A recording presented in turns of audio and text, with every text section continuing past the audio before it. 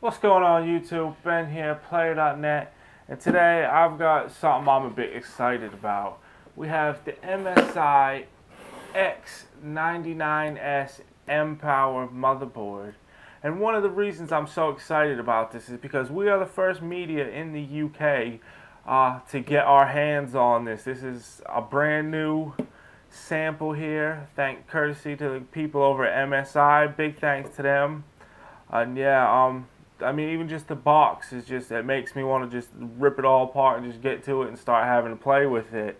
As you can see, we have a black outlining of the box, of course, the big yellow M to let us know it's part of the M series, and again, yeah, the MPOWER motherboard.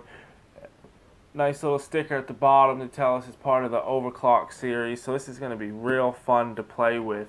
Moving around the side of the box here, as we can see, I'm sorry for the glare on the lights, but if I don't do it, you wouldn't be able to see anything.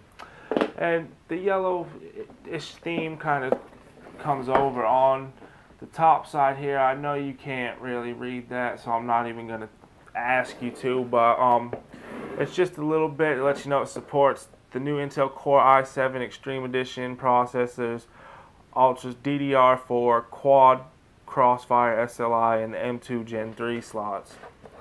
Now moving on to the back of the box, and if I can get that stupid glare from the light out the way, there we go. Yeah, moving on to the back, we have a nice image here of the motherboard, and it has 10 highlighted points that go on to mention that, well, no, there's more than 10, there's about 12. It go on to say that number 6 up here in the top is our debug LED. Number 12 down here is a BIOS button. Push the button to go straight to the BIOS. That's awesome. That's great. That'll make life a bit easier. Number 5 is, of course, our DDR4 slots that take RAM up to 33 megahertz overclock mode. As mentioned, there's Quad Crossfire, so Quad Crossfire SLI slots there. There's a 12-phase digital power for CPU, and there's an extra power connector for the CPU, so we can go ahead and make sure we can get the most out of our overclock. Make sure it's got enough power to do what we want to do. Before we have a look at the motherboard itself, I'm just going to go ahead, I'm going to tease y'all a little bit. I'm going to go ahead and I'm going to set it there to the side, and we'll just have a quick peek at what comes in the box along with it. Now we of course have, what do we got? 1, 2, 3, 4, 5, 6 SATA 3 connectors. We have a nice rear I/O, which I don't know if you can see it. Has yellow writing on it to let us know it's part of the OC series. That's quite nice. There's a nice big badge, which of course has 3M sticky stuff on the back. Part of the OC series. Again, that's quite nice. I might have to put that to the side when I return the motherboard. No, I'm just kidding. Driver CD, as always, if you can, please go to the website and get the updated drivers. Quick installation guide. Something I'm starting to see a lot of more companies doing is they're including these stickers, so users can go ahead, you put one around like each end of your SATA cable, so you can go ahead and mark it. Like if you only have one SSD, you can put SSD, or however you want to do it. I mean, obviously you can figure it out for yourself, but it's just a way so you can go ahead and mark them and know what is what. We have our little front panel extenders here, which are kind of nice. Because before, still some companies still do it, is they have the front panel connector right on the motherboard, so you can take the little wires and try to plug the power switch into the motherboard, and sometimes it's dark, it's whatever, it's not the easiest thing to do.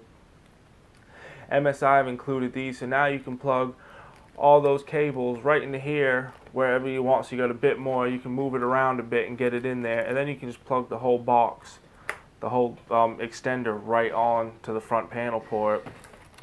There's 1, 2, MSI SLI bridges from NVIDIA. We of course have, what do we got here? We've got a user guide. Ooh, wait, all kinds of stuff. An overclocking guide, software and application setup, your stream, your game, your fame. Oh wow, it's a nice little poster there with some more bulleted points on the back. Same type of stuff that we saw on the back of the box, but just a bit more detailed information. And inside, if I can get it out, ooh, we have our OC series door hanger. One side says out buying LN2, the other side says busy breaking world records. Yeah, I might have to take that for myself as well.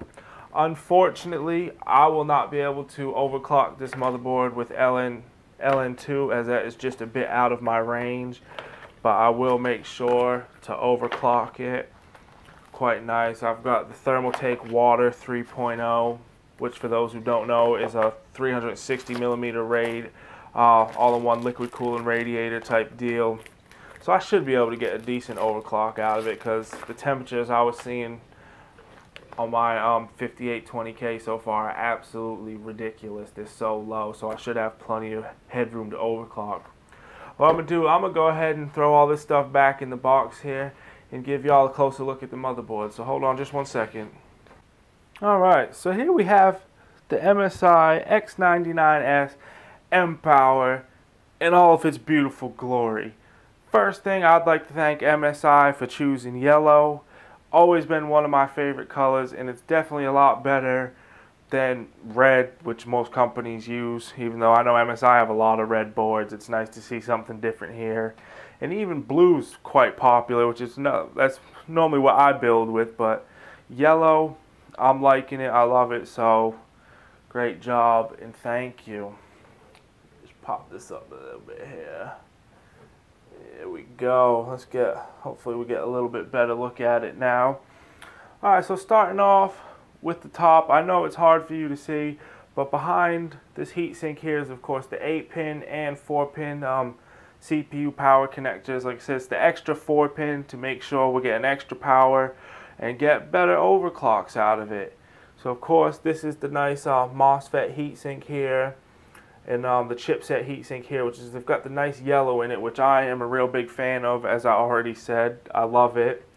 Coming across the top, I know it's probably hard to see, there's a CPU fan header and a system fan header back here, as well as our debug LED that will of course inform us if there's any issues that the motherboard can pick up that are preventing it from booting up normally and doing what it needs to. We of course have our 4 RAM slots on either side for a total of 8, which of course support quad channel RAM up to 3333 megahertz in overclock mode. So that's nice. Big advancements in DDR4 there. I mean, we're getting there. The voltages, power draws coming down, so everything's looking good. We of course have the big 2011-3 CPU socket there. It's quite nice. It's got the nice blackish kind of metal around it, which I like. I prefer that. Coming down again, we have support for quad crossfire and SLI. There's of course a couple of PCI Express X1 slots, and over here hanging just under this little thing here is our M2 slot, and as you can see there are 3 different screws because they actually do come in different lengths. Some companies will put them up here so you're kind of restricted to here, but MSI have gone and put that one over there, so hopefully we can get the longest of the long when it comes to M2 SSDs in. Of course it features MSI's audio boost technology to give users a better overall sound experience, which is nice. I mean, even though this is an overclocking motherboard, you can guarantee a lot of people are going to buy it just to use it as a normal motherboard as well, because they'll be able to get a decent overclock on it. It'll be more stable, and it probably has a few features that they just fancy at the end of the day. Coming down along the bottom, there's another audio connector here. There's our power and recent and our tact 1 and 2 plus and minus buttons, and of course the OCG bunny OC Genie button, pardon me, which of course turn it off, hit that button, boom, you on boot up, the board will always automatically give your CPU a bit of an overclock, and it doesn't even really take that much noticeable time. I know a lot of times they say it takes like 1 second, maybe it adds an extra 2 to 3 seconds to boot up. Still, it's for what it gives you, it's not very long at all. There's an OC switch here, a fast button here. There's all kinds of switches and buttons here, as you can see. We of course have a couple of our USB headers here with the SATA Express header here. There's a fan header here, another fan header here, one up here. So there are definitely plenty of enough places to get fans in for all your overclocking needs, which is always great. There are a few other, there's of course a BIOS switch here, so we can go ahead and set up different BIOS. That's always good when overclocking, because as most of you know, you can set BIOS A or 1 to a standardized BIOS that you know for sure is going to boot, and then you can flip over to B and go ahead and start playing with your overclocks and whatnot. And at the end of the day, when you're done, or if for some reason you don't boot up, you can always just switch back over to A and you're good to go for the time being. So yeah, I mean, that's the main layout there. As you can see, we of course have on the side, there's a 24-pin power connector and the USB 3. There's 2 USB 3 connectors, and we have our 8 SATA ports here, which we'll go ahead and show y'all those. Yeah, as we can see, nice 8 SATA ports there. So what I'm going to do is I'm going to get a bit better camera angle, and we'll take a look at the rear I/O. Alright, so to end things off, just a quick look at the rear I/O. We of course have our PS2 and a couple USBs for peripherals, mice and keyboard here. There's a clear CMOS button, so if for some reason you're playing with your overclock, things don't boot, you can go ahead, boom, hit that bad boy, get yourself back in the game. We have 8 USB 3.0 ports. There's of course our LAN port here and our 7.1 channel audio. And that's pretty much it for the MSI X99S MPOWER motherboard. I'm going to go ahead and get this thing installed, have plenty enough fun with it over the next couple days. So please stay tuned for the full review, which will be live on player.net sometime soon. I'll try to make sure to come back and add the link to the description. So if this video has been posted for a few weeks, the review might already be live. So please check it. As always, like, comment, subscribe. Feedback. Please let us know what you like, what you don't like. Even if there's anything you want to see, something you might have a question about, please leave it in the comments below. And as always, thank you guys for watching.